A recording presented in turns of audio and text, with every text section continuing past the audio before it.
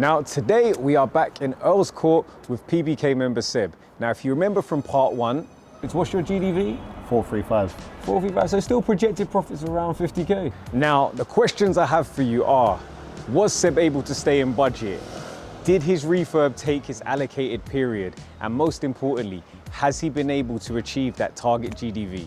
For those that don't remember, Seb is like one of my crazy friends.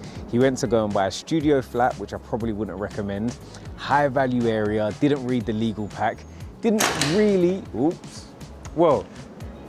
do his numbers properly, but he got there in the end. How you doing? I'm all right, bro. How you doing? I'm good. All right, so the most important question, now that we're back here, because you made us come before, have you actually finished? We're on the market, we're live. We're live. Okay, amazing. So before we kind of talk about the deal itself, what you learned during the process, and hopefully things that you guys can learn as well, let's take a tour of this studio flat. Let's go.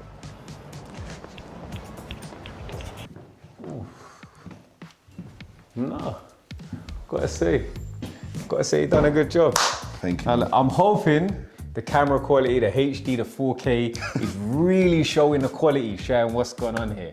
Because when we were last here, I was like, but it's really come together now. Yeah. So we are now in the studio room. So it's the bedroom in the evening and it's the living room during the day.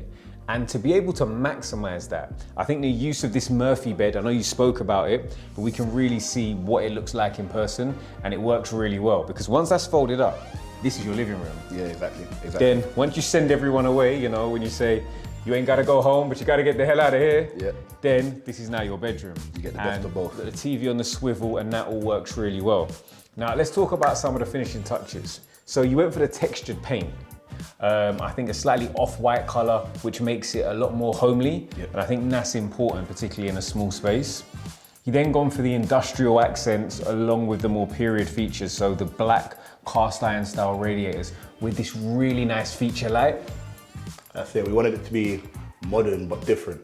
Yeah. Like, not often are you gonna go somewhere and see something like this that's so nice, so new, but so different at the same time. And I think that's what you've really got to do. Like whatever the space is that you're developing, refurbishing, improving, you've got to draw on the existing selling points and then actually accentuate them even further. I actually really like the kitchen because I think it's always spaces that I'm a little bit worried about. Like when you purchased it and it felt quite dark and dingy and old versus now, you know, with these quartz worktops, with the upstands, with the warm downlighters as well from the under unit lights, I think just helps really bring the space together, and it does give it that luxury feel. Do you remember what the name of these countertops are? Yeah, so we got this from Meta Design. Yeah. It's called Mine Rose Bronze. Yeah, no, they might get stolen. They might get stolen. Do you know why? Because I can imagine, especially if you use these for like a drop down and you've got a light behind something like this, I think in a big kitchen, these would look amazing. And I think then just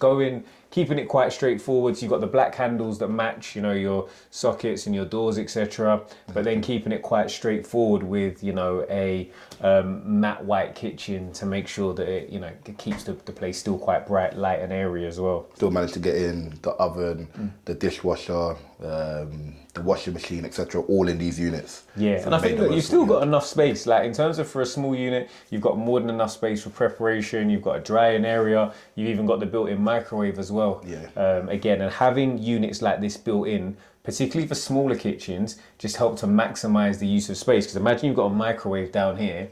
Instantly, 50% of your countertop space is now unusable. Yeah. So again, bathroom, more black accents. You went for the niches as well. This one's even got a light, you know, so it kind of, in terms of your furnishing, does the staging quite well. What do you like about this bathroom? I like the big tiles, so it's neat. One big tile, well not one big tile, but big slabs running across the... What are they? They must be like 120 by 80, something like that? Definitely 120, I think it's 80, I'm not too sure. Yeah. Definitely 120 though. Yeah, good. And then the black features, so again, the continuity throughout the whole house. Even with the pot there, the flush button were very specific. The vent is black, this is black. So I like the black features that run through it as well. Nice. Overall, I think it looks really nice, even down to the way in which you've used the paneling floor to ceiling in this area that is actually the wardrobe for the property. Being in a studio, you do have to maximize space. So it looks nice, which is great, but there's the story behind the finish. Yeah. So let's sit down and talk about how this project actually went for you as your first project. Cool. Okay, so we've got you in the hot seat and it's all about adding value. So you sharing experiences, whether good, bad, ugly, they're gonna help somebody out there on your journey. So my first question to you is a very, very simple one. Mm-hmm. How's it been? It's actually been all right, you know. It's been good. It's been good. The beginning phases, when I first purchased the property, was a bit shaky. I remember getting the legal documents looked at by ChatGPT, which is crazy. And I wasn't really sure what I was doing with the GDV, etc. I just bought it because I said I was going to buy something before the end of the year. And I did do my analysis, but not as well as I should have. So that was a bit shaky. But then after speaking with you, you helping me with the team, etc. It started off really well once I started the project. You hear a lot of horror stories. So I was a bit nervous thinking, oh my God, this could go so left. But you know what, it's actually been all right. It's been very, very good. It's been very good. Pretty easy, you know, surprisingly. Yeah. And I know it's not going to be like that on every project, of course. But so far, this one's been really good. What would you say has been your biggest takeaway from this project? I'd say being on site more. I need to be on site for sure. I think I was relying too much on other people, not obviously realizing that it's my project, but not fully taking into consideration that it's my project. And I'm the only one that cares as much as I will care. And small things like relying on the painter telling me he's done with X so that the plumber can come and do Y. But then the plumber comes, he's like, no, that's not being done. Just like managing it a bit better myself, being a bit more on site.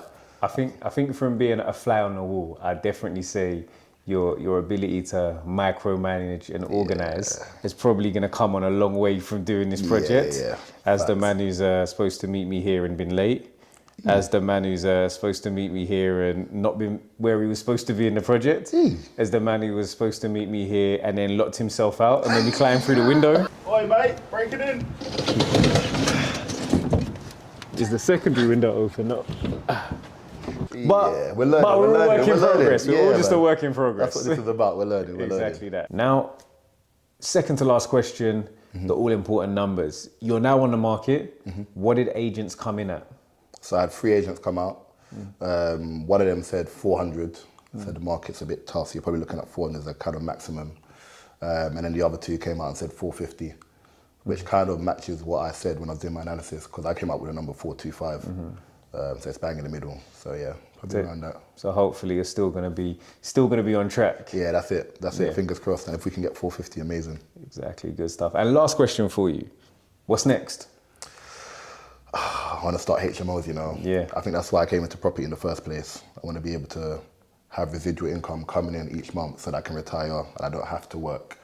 And of course, I'm still going to do flips on the side, so probably some 1 to 2 beds just to keep the capital growing. But HMOs for sure. I think that's what I want to do next. Strategy. Yeah. Well, that has been another development tour with myself, Kaz from Property by Kazy. If you haven't already, make sure you subscribe to the channel, like this video, all that good stuff. And we're going to be back next week with another development tour. Peace.